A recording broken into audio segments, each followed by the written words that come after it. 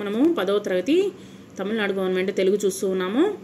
బలవంతం బగు నీరు వట్టున నిజ ప్రాణాంతమై యున్నచో నలయం డేమియు వీని హృజ్వరము నాయాసంబు కేదంబు నా జలదానంబున నేడు మాను ననుచొన్ సర్వేశ్వర దీనుడై జలమున్ పోసెను రంతిదేవుడు దయం జండాల బాత్రంబునన్.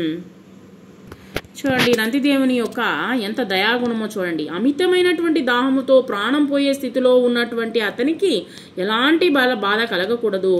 నేను ఇచ్చేటువంటి ఈ జలముతో హృదయ తాపము, ఆయాసము, బాధ తీరిపోవాలని అనుకుంటూ పరమేశ్వరునిపై అపార నమ్మకం కలిగినటువంటి రంతిదేవుడు దయతో ఆ చండాలుని యొక్క పాత్రలో మధురమైనటువంటి నీటిని పోశాడనమాట.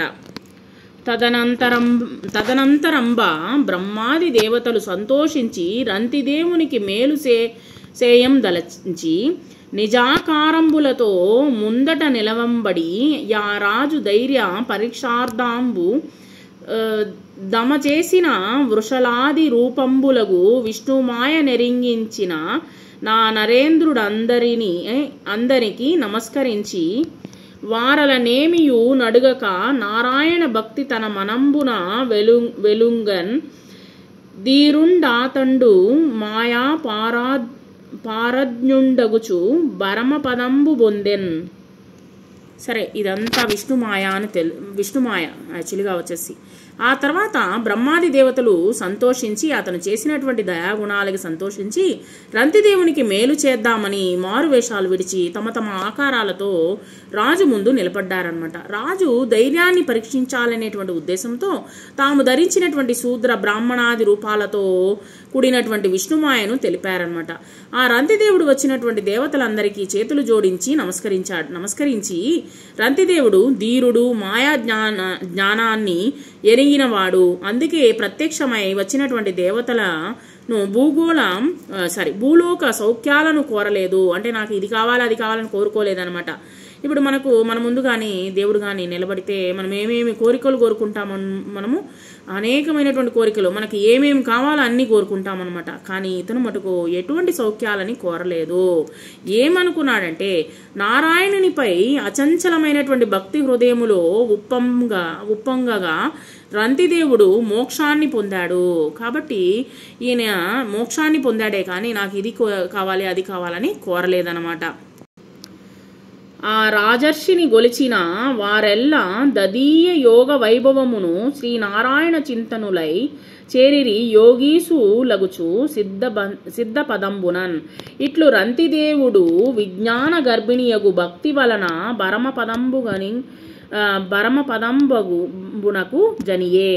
ఈ విధంగా రాజర్షి అయినటువంటి రంతిదేవుడు సేవించినటువంటి వారందరూ అతని యోగ మహిమ వల్ల హరిచింతన కలవారై యోగీశ్వరులై మహాయోగులు సిద్ధులు ఉండేటువంటి గొప్ప పదవిని పొందారు. ఆయన్ని ఎవరైతే సేవించారో రంతిదేవుడు విజ్ఞానయుతమైనటువంటి భక్తి వల్ల మోక్షాన్ని పొందాడనమాట.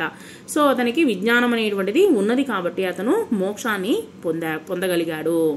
ఈ విధంగా రంతిదేవుని యొక్క చరిత్రను వచ్చేసి బమ్మెరపోతన రచించడం జరిగింది. ఇక్కడ మనము అర్థాలు చూద్దాము. అధమ వృత్తిన్ తక్కువ స్థితిలో అతిథి భూసురుడు అంటే అతిథిగా బ్రాహ్మణుడు, పొడసూపన్ కనిపించగా దప్పి దాహము, పానీయం నీరు కరుణించి దయదలచి, పులస్క చండాల శరీరదారులు శరీరాన్ని ధరించినటువంటి జీవులు, హృద్జ్వరము ఎదలోని బాధ, కేదంబు కష్టము. పర్యాయ పదాలు వచ్చేసి దేవతలకు వచ్చేసి అమరులు, నిర్జరులు, సురులు, దానం త్యాగము, విసర్జనం వితరణం, మోక్షం ముక్తి కైవల్యం అమృతం, అన్నం ఓగిరం బువ్వ బోనం, ధైర్యం ధీరత్వం నిబ్బరం నిశ్చలం. ఇక్కడ నానార్థాలు వచ్చేసి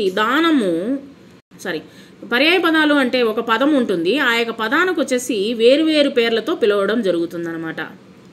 ఇక్కడ వచ్చేసి నానార్థాలు అంటే ఒకే విధమైనటువంటి పేరు, దానికి వేరువేరు అర్థాలు అనమాట.